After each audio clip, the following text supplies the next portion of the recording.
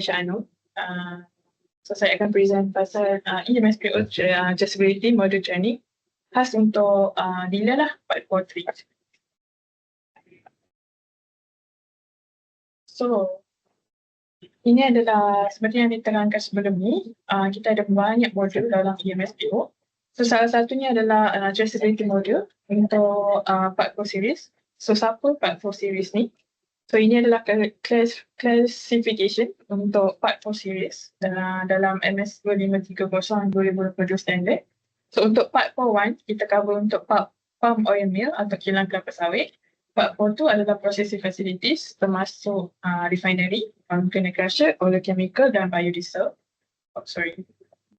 So, and then kita khas untuk hari ni lah, kita cover untuk dealers iaitu part 42 termasuk FFB dealers, farm dealers sampai kepada exporter. So dekat belah kanan bawah dalam kotak warna putih tu, tuan-tuan boleh nampak itu adalah MPOB license number. So dekat situ MPOB license number kita ada 12 digit. And 4 digit terakhir tu kita boleh kenal pastilah kategori of nature of business lah. Contohnya untuk palm oil ni 4 digit terakhir dia kan akan start dengan 400 dan juga kalau dealers kita akan kenal pasti dengan 1500 lah. Okay. So seterusnya. So kenapa mandatory implementation MSPO ni? So kita start dengan mandatory implementation bagi estate dan juga organized smallholder dan palm oil mill pada 1 Januari 2020. And then pada 1 Januari 2021 kita dah mandatorykan MSPO untuk independent smallholder. And then pada Januari tahun lepas kita dah mandatorykan MSPO bagi processing facilities lah macam palm kernel crusher, refinery dan oleochemical. Dan mandatory untuk FFG dealers telah di-announce dekat laman web MPOB pada Jun 2025 di mana mereka wajib mendapatkan MSPO by 1 Januari 2026.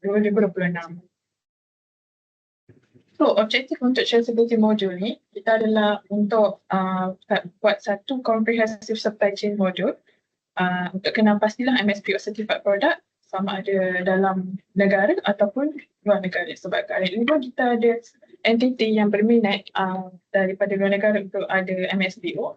So, dekat situ kita boleh trace lah mana pergerakan MSPO certified product. And then kita pun nak kena pasti total production dan stock MSPO certified CPOPK.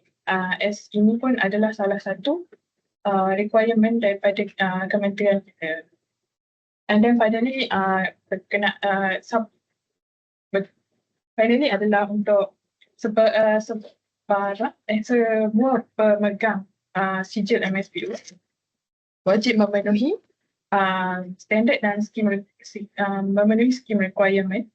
So dekat sini ada mention dalam MSPO scheme requirement clause 5 di mana semua MSPO part 4 certified kena register dan juga memenuhi tanggungjawab untuk melaporkan data mereka kepada accessibility module selepas menerima sijil MSPO mereka.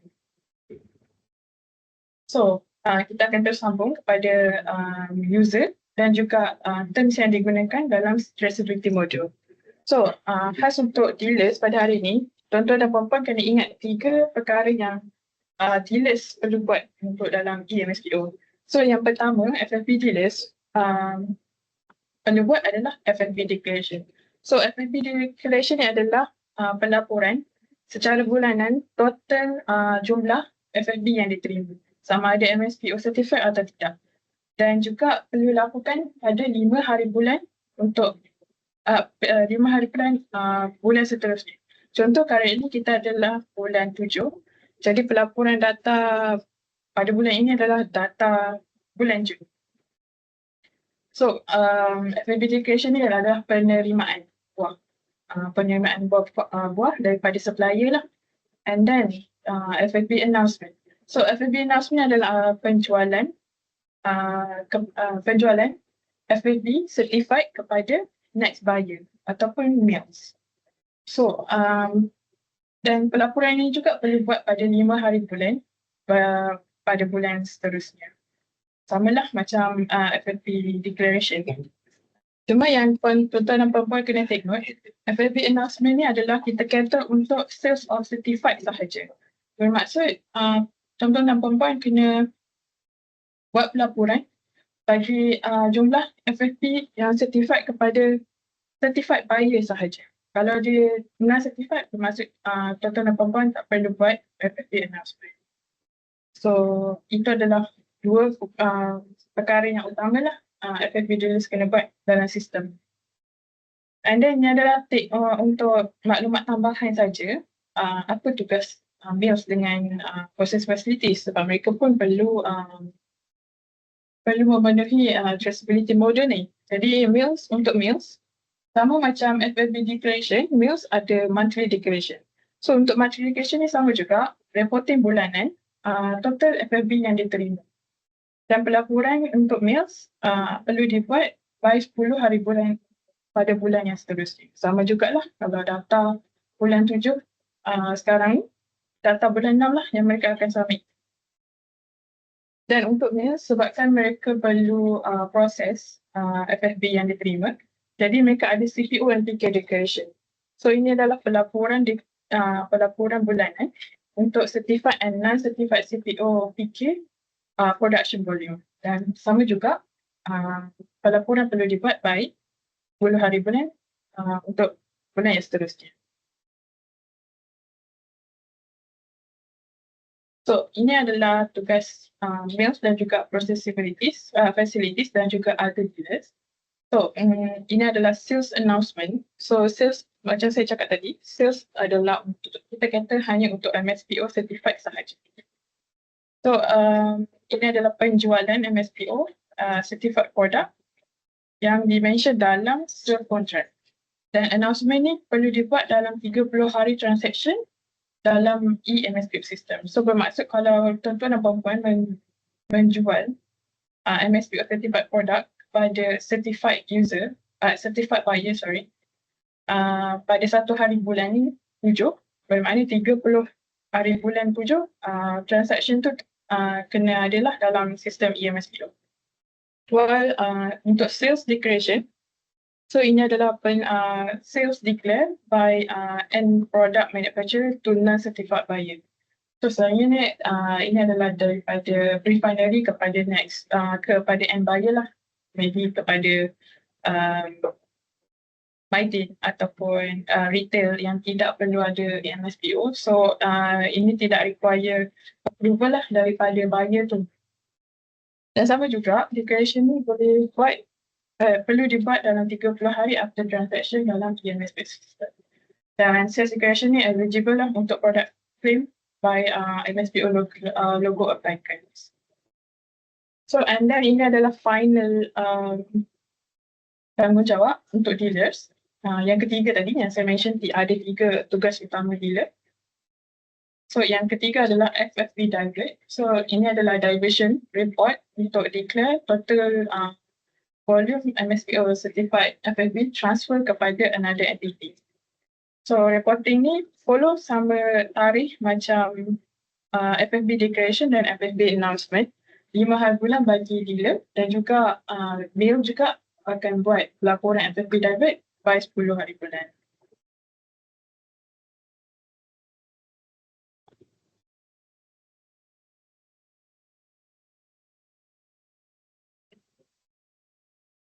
So ini adalah part 4 series responsibility. So dekat sini kita nampaklah kategori user dan juga apa tanggungjawab yang mereka perlu lakukan dalam e-MSPO system.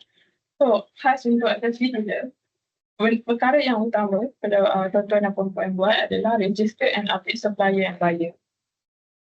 Sekejap lagi kita akan tunjuk sistem. So dekat situ boleh nampaklah tuan-tuan dan puan-puan kena register siapa supplier dan siapa juga buyer.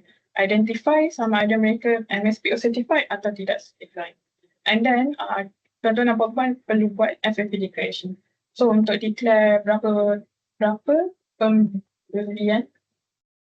pembelian MSPO certified and non-certified FFP by 5 hari bulan untuk bulan yang seterusnya.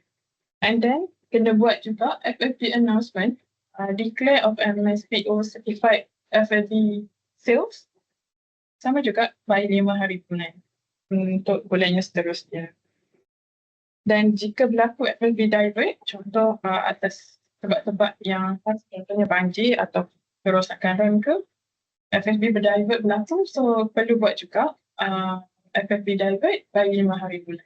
So ini adalah tugas utama lah FFB dealer, iaitu 4 tugas utama. Tapi yang register and update by supply buyer tu cuma one time saja. Update tu depend on how you nak identify sama ada dia certified atau non certified. And then kita proceed pada pump oil mill punya responsibility.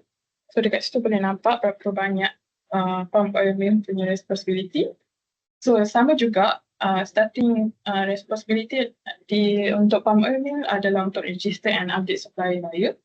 And then mereka perlu buat pelaporan monthly declaration di mana dia orang buat monthly reporting berapa banyak MSPO certified and certified FFB yang diterima by 10 hari bulan seterusnya. And then mereka ada juga buat product conversion modification di mana mereka perlu update product conversion rate mengikut total production bulanan lah. And then mereka perlu buat CPO PK declaration di mana amount of certified and non-certified CPO PK perlu di-declare before 10 hari bulan seterusnya. And then declare FFB divert bila berlaku lah di atas sebab yang sama lah macam unexpected banjir or kerosakan. And then sales announcement di mana mill menjual MSPO certified product kepada next buyer yang certified. Dan transaction ni perlu di-announce dalam sistem dalam 30 hari selepas transaction. And then untuk other processing facilities, ada dealers and biomass. Tugas utama juga bermula dengan register and update supplier and buyer. And then product conversion modification, update product conversion rate. And then dekat sini kita nampak satu function baru iaitu new raw material request. So dekat sini kita process facilities akan update lah material yang diproduce sama ada baru atau produk tambahan dekat process facilities tersebut. And then mereka perlu buat sales announcement atau sales declaration. Declare of MSPO sales transition within 30 hari. So difference dia adalah sales announcement adalah declare MSPO sales kepada next certified buyer, while untuk sales declaration declare MSPO sales kepada end manufacturer ataupun non-certified buyer.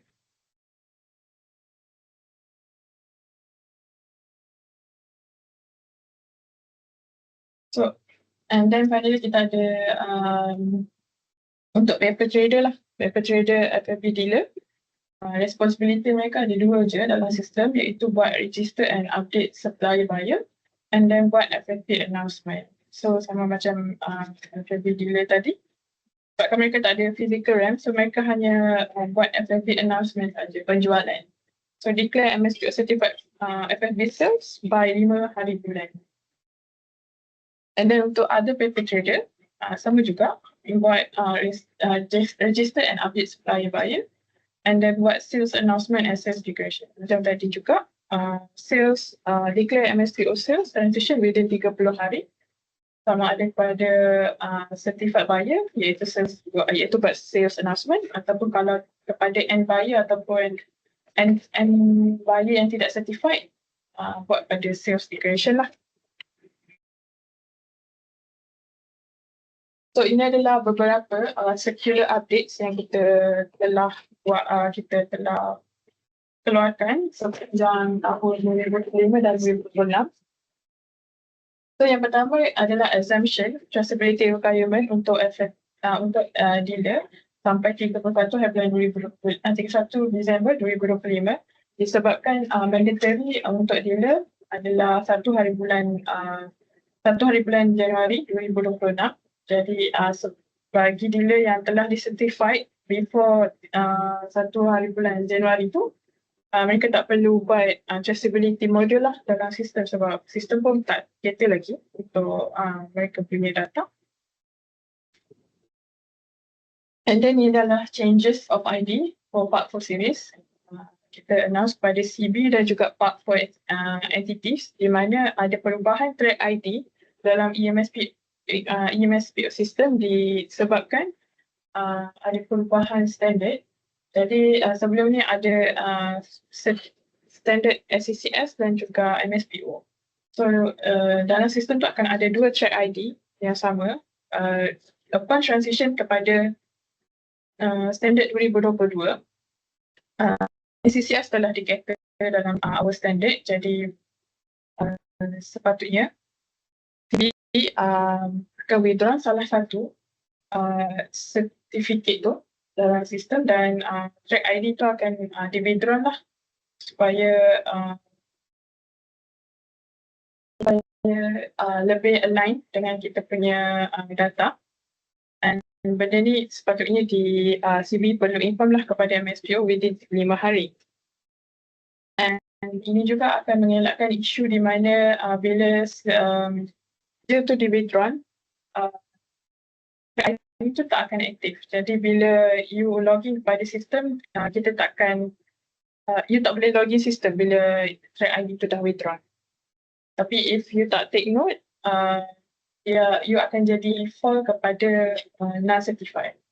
So that's why it is important untuk you communicate balik dengan CB mana satu track ID yang sepatutnya you guna untuk EMSPO system. And then ini adalah stock control untuk pending transition. So sebelum ni akan ada untuk maintain material balance integrity. So any stock yang utilized in the transition pending buyer approval will be temporarily placed on hold. So bermaksud kalau dalam stock ada 100 tapi you dah announce contoh kepada next buyer 50. So 50 tu akan jadi pending transition lah. And then you tak boleh announce lebih daripada stock yang ada iaitu 50. Kalau you announce 100, kita akan ada keluar error lah dekat situ. Sebab the next buyer pertama yang you dah announce tu masih belum approve dia punya transition. And then ini adalah submission reporting timeline. So kita sebenarnya tak galakkan untuk you request extension. Tapi disebabkan ada berlakunya circumstances yang tidak boleh dielakkan. Contohnya natural disaster macam banjir ataupun kebakaran, connectivity issues and other unforeseen events. You boleh minta approval extension daripada 5 hari bulan kepada sekian tarikh berdasarkan budi bicara MSPO melalui email lah. So dekat email tu you boleh bagi tahu you minta extension disebabkan apa dan juga perlu valid and strong justification lah bersama evidence supaya kebenaran tu akan diberi dengan atas sebab yang logik lah. So you boleh je email dekat emu@mspo.org.my dan extension ni hanya diberikan pada bulan yang sama. Contohnya data bulan 7 yang perlu dilaporkan pada bulan 8. So perlu dibuat extension tu hanya diberikan dalam bulan yang sama dan perlu settle dalam bulan yang sama. So tak boleh lah untuk data, contoh data you tertinggal data bulan 4, you nak mohon sekarang. So kita tak benarkan lah benda tu. Okay, and then ni ada segala update untuk supplier and buyer information. Kita ada introduce dashboard for supplier and buyer, incorporating information total registered list, filtering functions and certification status for easy monitoring and reference. Dan kita ada include juga entity expiry date in the supplier and buyer registration menu. Certified entity menu for easier certification validity monitoring. So dekat sistem nanti boleh nampak lah dashboard ni. So you boleh kena pasti berapa banyak supplier and buyer you And then juga kat situ kita paparkan expired date lah supaya you boleh identify kenapa dia tiba-tiba daripada aktif kepada non-aktif ke. Pada inactive, sorry.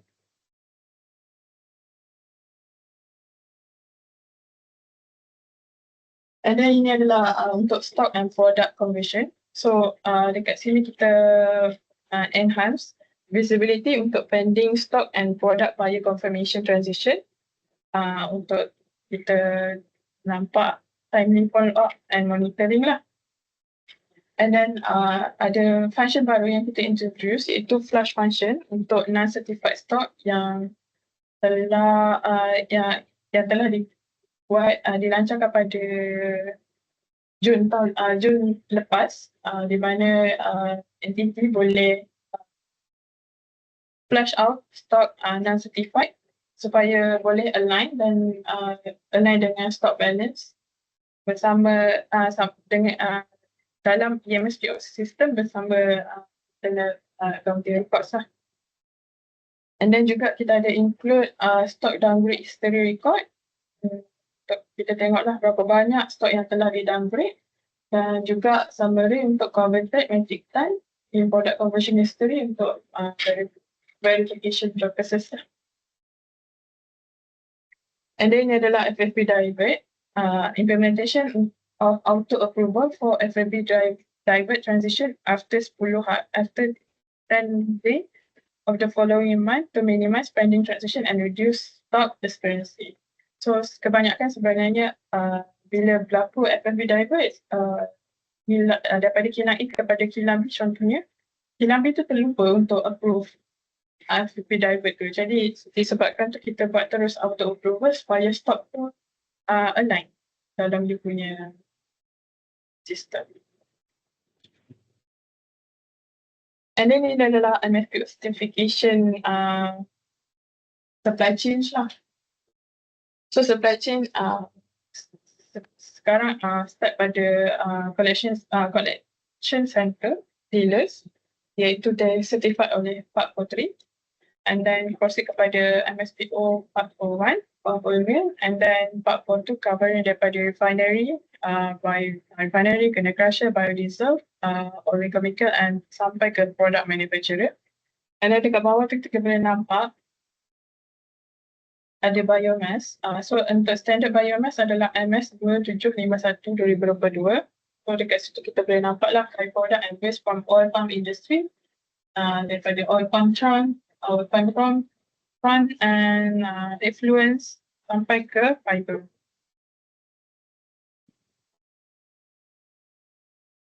So ini adalah kenapa dealer dah dimasukkan dalam MSPO 2.0 Part 43.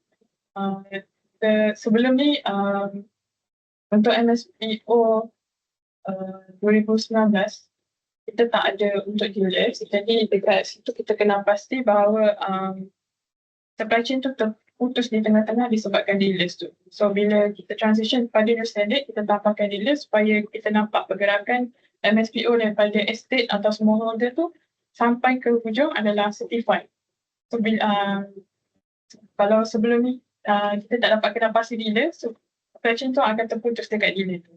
So at the end sebenarnya MSPO certified tu hanya sampai estate dan smallholder saja. So bila kata untuk dealers, so supply chain tu sampai ke end product user lah. And then ini adalah data sharing consent di mana kita nak buat integration between SIMS dengan EMSPO. So objektif dia adalah untuk kita extract data daripada SIM kepada EMSPO untuk kita enhance lagi data accuracy and optimize processes to ensure transparency, efficiency and compliance across MSPO supply chain. So impact dia adalah kita dapat tarik data daripada sistem SIMS dengan consent daripada pemilik data iaitu tuan-tuan dan puan lah. And then juga data tu kita lebih align between EMSPO dan SIMS sebab selalunya kita ada isu dengan penukaran MPOB license number. MSPO cuma dapat update MPOB license number bila berlakunya audit. Jadi audit tu adalah secara tahunan. Jadi contoh kalau entiti tu telah mengubah mereka punya atau telah bertukar MPO license number selepas audit, jadi sistem tak EMSPO tak dapat kereta.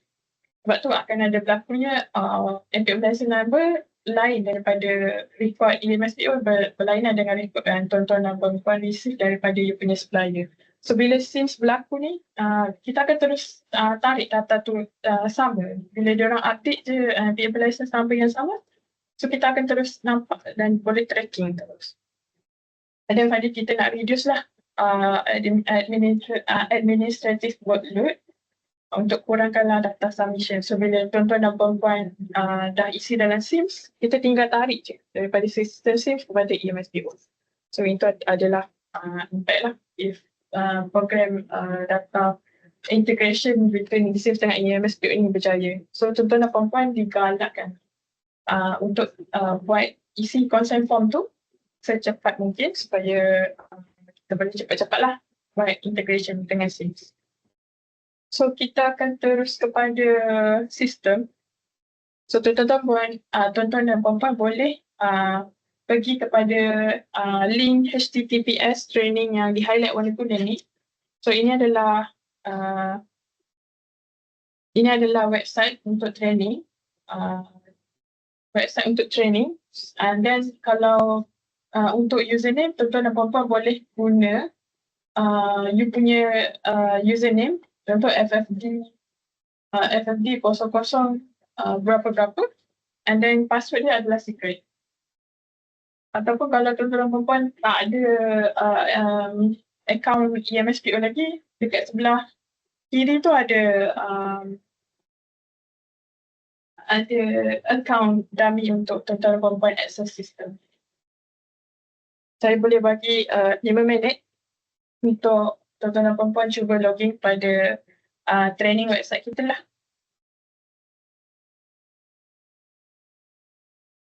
Kalau ada isu boleh je inform dekat sekretariat dalam chat box.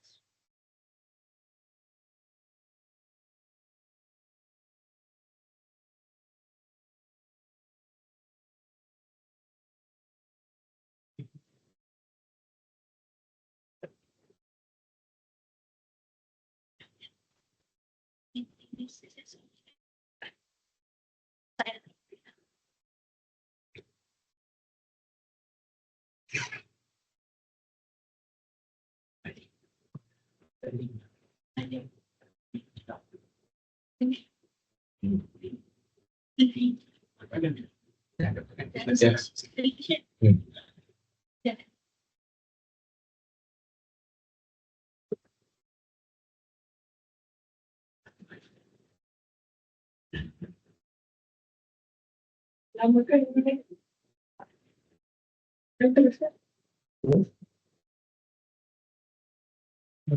Boleh.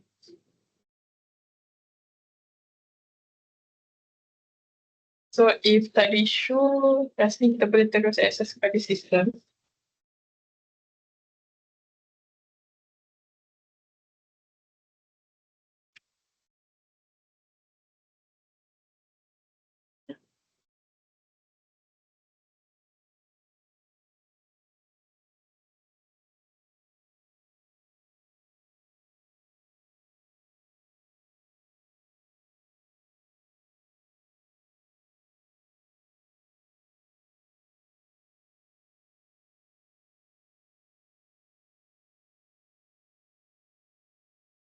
Okay, kat sini kita boleh, firstly ini bukan training website lah, ini adalah website real life, public page yang biasa tuan-tuan dan puan-puan buka tu. So dekat sini kita boleh nampak lah menu-menu yang ada kat tepi ni. So ini adalah dashboard di mana kita ada information lah untuk berapa banyak CB, auditor, peer reviewer, SCV assessor dan juga external SIA assessor. And dekat bawah tu kita ada information untuk current certified planted area dan juga berapa banyak MSPO certified palm oil mills, processing facilities and dealers. Kat bawah tu juga ada juga pecahan untuk Sarawak region, Sabah region and Semenanjung. And then dekat sini kita ada menu untuk certified entity. So dekat sini lah tuan-tuan dan perempuan boleh search supplier atau buyer, record certificate mereka dekat sini. Untuk kena pasti sama ada mereka ada record CJ MSPO atau tak. And then kita ada menu complaint. So menu complaint ni akan diterangkan lebih lanjut lah dengan oleh PIC complaint lepas ni. And then audit plan. So ini adalah modul baru yang akan diterangkan lebih lanjut oleh PIC audit lepas ni. And then kita ada menu untuk logo dan session seterusnya akan di-cover oleh PIC logo. And then dekat sini kita ada menu untuk smallholder. So dekat sinilah tuan-tuan dan perempuan boleh kena pasti supplier daripada smallholder. So untuk smallholder ni kita kena pasti spot code dia lah yang penting sebenarnya. Sebab contohlah supplier tuan-tuan dan perempuan mungkin nama dia Ali bin Abu. Tapi Ali bin Abu tu boleh jadi ada di banyak spot. Ada di banyak spot. Dan spot tu kena pasti spot code. Spot code ni berdasarkan zone. Contohnya Q Sarawak, J Johor, T Terengganu. So mungkin nama Ali bin Abu tu ada dekat 3 spot tu. Jadi that's why pentingnya untuk you kena pasti spot code supplier. So untuk make sure yang you daftarkan supplier tu betul lah. And then ni adalah untuk smallholder, group manager. And then finally organize smallholder lah. Di mana contoh macam Felda atau Felka ataupun koperasi perak, something like that. And then ini adalah traceability product name. So dekat sini kita boleh key in MSPO logo number untuk kita nampak pergerakan supply chain daripada estate atau supplier sampai ke end user lah, end buyer, sorry. And then kita ada helpdesk. So menu helpdesk ni macam diterangkan oleh Encik Farid tadi, di mana you submit untuk system issue. So any issue yang you encounter dekat dalam sistem, contohnya error ataupun you nak tekan submit, you tekan submit tiba-tiba data hilang, and then you boleh submit lah issue tu kepada dalam helpdesk ticket. And then kita ada menu contact us. So dekat menu contact us ni you boleh contact semua ini adalah unit-unit yang ada di dalam MSPO. So apa sebarang pertanyaan contohnya berkaitan insentif, you boleh contact pada Hello MSPO. Ataupun kalau you ada berkaitan nak tanya pasal GHG, you boleh refer pada GHG at MSPO. So bila kita login, so buka balik kepada training environment tadi.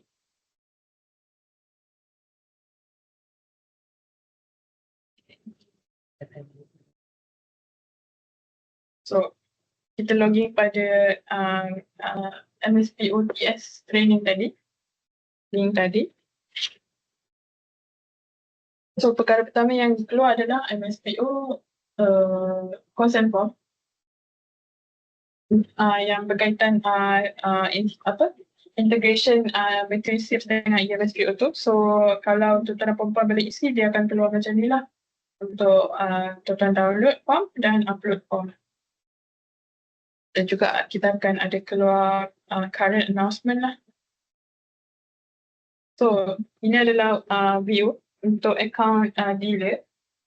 So firstly, macam saya cakap, tanggungjawab utama adalah untuk you kena pasti untuk you update dan juga register supply and buyer list you. So dekat sini you boleh nampak macam tadi kita ada dashboard untuk berapa banyak total supplier dan juga total buyer. Dan kita juga asingkan antara supplier list dan juga buyer list. And if you scroll ke kanan, you boleh nampak tak perlu scroll, maksudnya you boleh nampak je certificate status dia kat situ dan status dia active. So untuk status ni,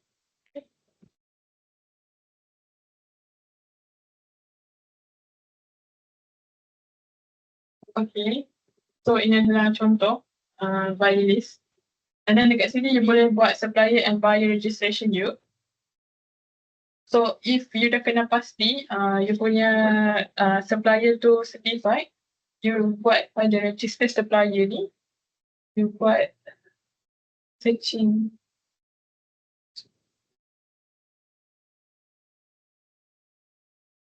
Ini adalah contoh saja. You masukkan. So this is the part di mana you kena identify lah you punya supplier tu. Contoh daripada smallholder, you kena pasti dia punya spot code J27 iaitu Johor. And apa nama dia? Rahman bin Hassan. And then you submit lah untuk daftarkan dia sebagai certified supplier.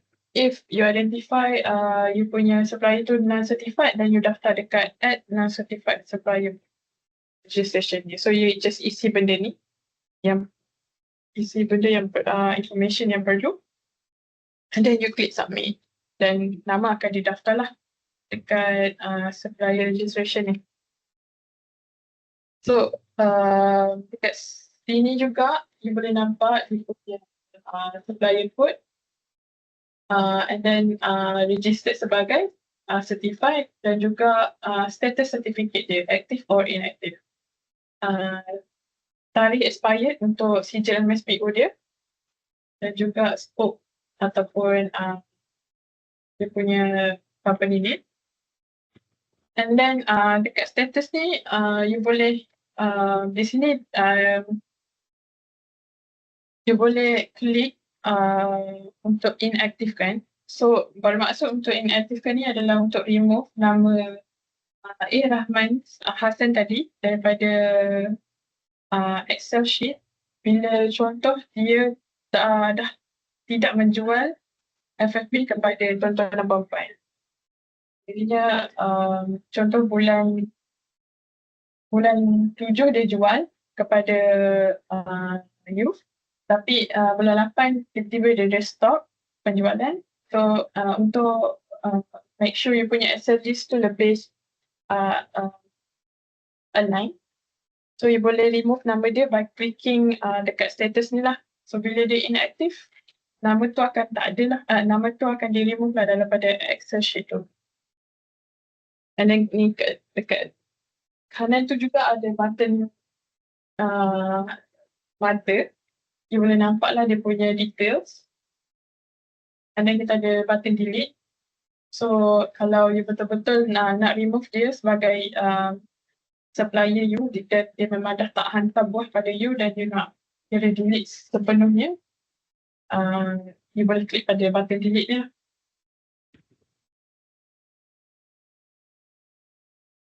Okay, sama juga untuk buyer registration pun sama. Macam mana you buat supplier, macam tu juga you buat untuk register macam mana apa yang buat dekat register supplier, sama juga apa yang buat dekat register buyer.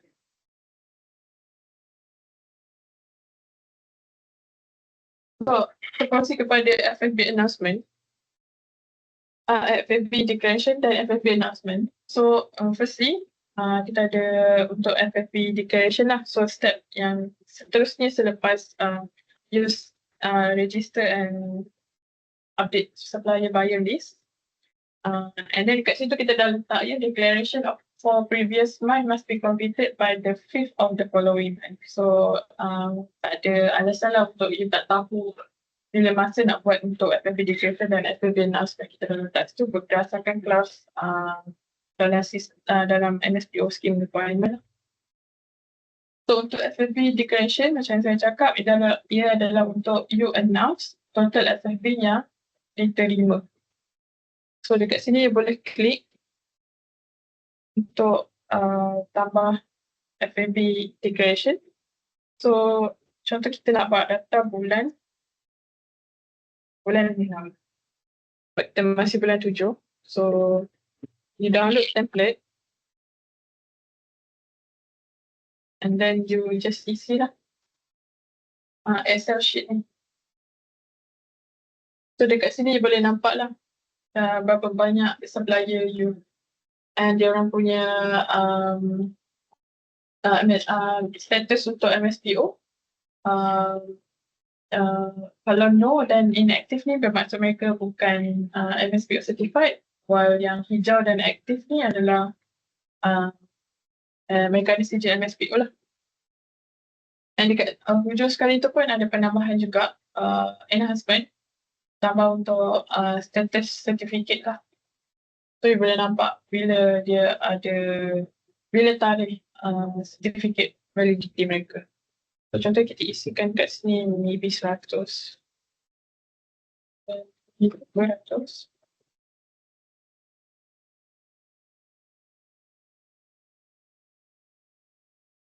So ini adalah FMB differential yang diterima per bulan. Nah. Dan tuan-tuan perempuan boleh upload semula.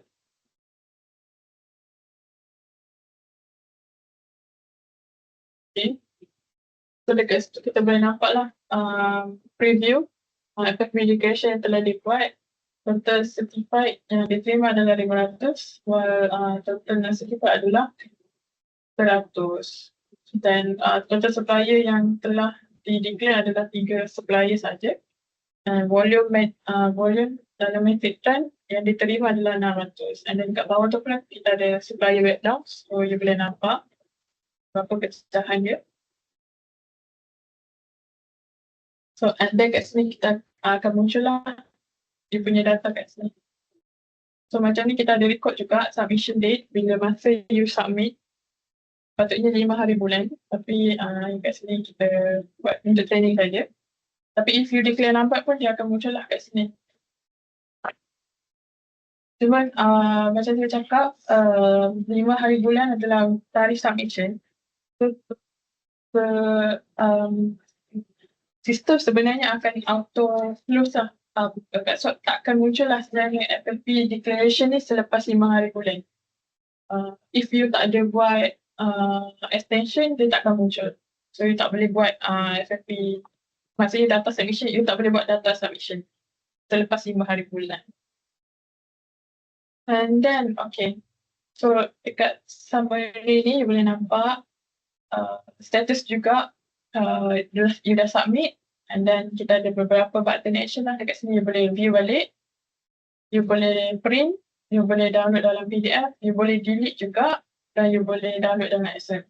So delete button ni pun available sampai 5 hari bulan. Selepas 5 hari bulan dia akan hilang dan you tak boleh delete lah data ni. Okay. And then kita proceed to FFB announcement. So untuk FFB announcement sama juga, you kena buat by 5 hari bulan.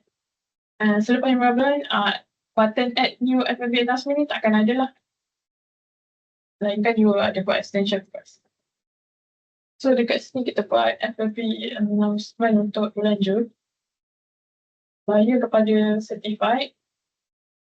Contoh kita akan buat certified ni. So you jual berapa banyak.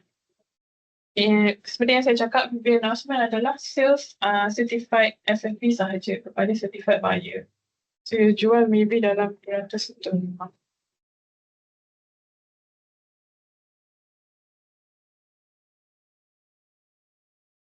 And then you perlu isilah contract number, delivery date dan sebagainya.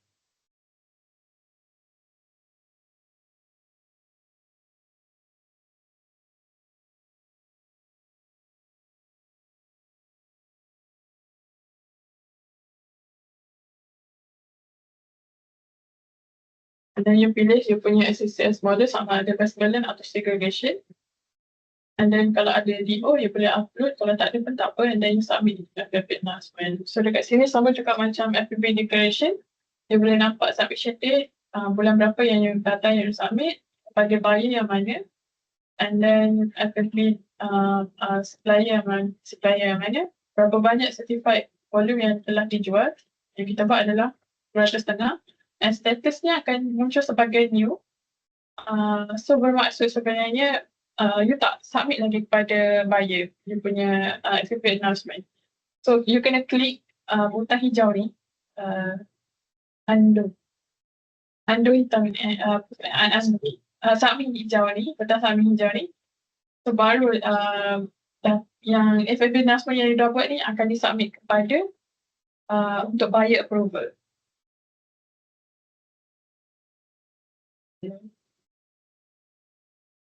So bila dia dah submit,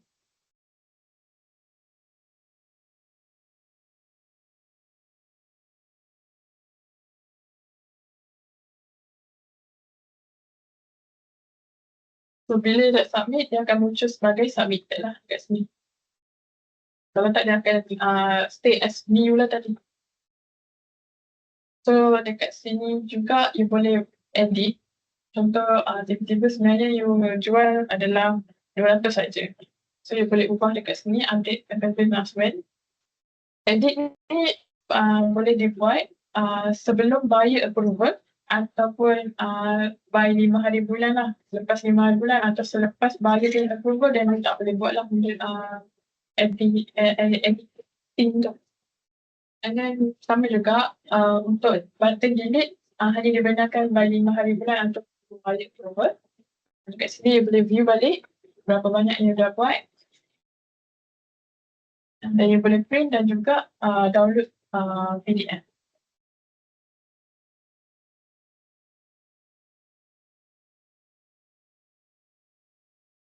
So dekat product conversion tab ni, you boleh nampak ini adalah contoh lah. Just info tambahan, ini adalah contoh produk yang selalunya akan terpakai di downstream refinery dan part quarter lah, refinery, oil chemical dan renegastion. So ini adalah kenalan produk-produk yang ada, dan juga ini adalah untuk stok. So dekat sini you boleh check you punya stok. You punya stok currently ada berapa banyak dan berapa banyak pending. So macam ni, sebelum ni kita tak ada untuk stok pending buyer confirmation ni. So bila tak ada ni, kadang-kadang entity terlupa dia sebenarnya dah buat announcement, tapi jumlah tu dia terlupa, dia tak tahu berapa banyak, so dia announce lebih. Bila lebih tu jadi macam kurang stok lah untuk dia buat yang next. Bila kita letak kat sini, so buyer so entity boleh nampak lah berapa banyak pending buyer dan berapa banyak sepatutnya yang ada dalam stok. And then dekat sini kita ada butang downgrade dengan flash. So macam saya cakap tadi, kalau entity boleh flash out non-certified stock untuk alignkan dengan record internal account. Dan tapi butang flash ni hanyalah untuk non-certified saja. So if you nak removekan certified MSPO certified stock, you kena downgrade dulu. So ini adalah total yang you boleh downgrade. Dan you just downgrade lah, baru you boleh flash out. Okay. And then kita ada menu untuk logo yang akan diterangkan lebih oleh PXC logo nanti.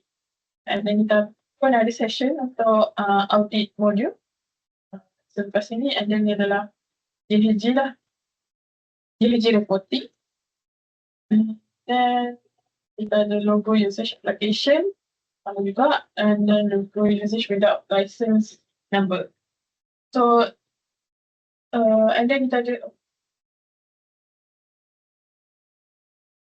so macam saya cakap dekat public page tadi, you boleh klik pada certified entity ni untuk you check you punya supplier or buyer, mereka ada CJMSPO tak. So bila you dah identify, baru you betul-betul register dekat supplier and buyer list you sebagai certified atau non-certified. And then dekat sini kita ada traceability report.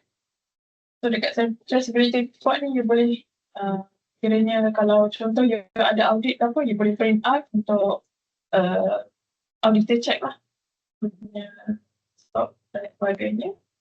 perlu juga untuk FB announcement. And then ni adalah data sharing consent form. Yang saya cakap tadi, kita nak dapatkan consent untuk semua pemilik data yang telah submit total tonnage dekat SIM. So, kita perlu dapat consent pemilik data untuk integrate bisnes dengan MSPO. And then ini adalah incentive application. So, untuk incentive application ni, dekat sini lah dealers boleh isi information yang perlu dan submit untuk mohon insentif yang telah ditawarkan oleh kementerian lah. Okay. And then kita ada announcement. So dekat sini kita akan post semua circular dan announcement dekat sini. Dan especially kalau announcement tu adalah berkaitan sistem saja, dia akan ada kat sini sajalah. Kita tak akan post pada website. And then kita ada help desk dan juga contact us. So I guess that's all untuk disability module. Kalau you ada sebarang pertanyaan, boleh guna chatbot tu ataupun you boleh je email dekat EMU. Untuk sebarang pertanyaan lah berkaitan sistem EMU@mspo.org.my.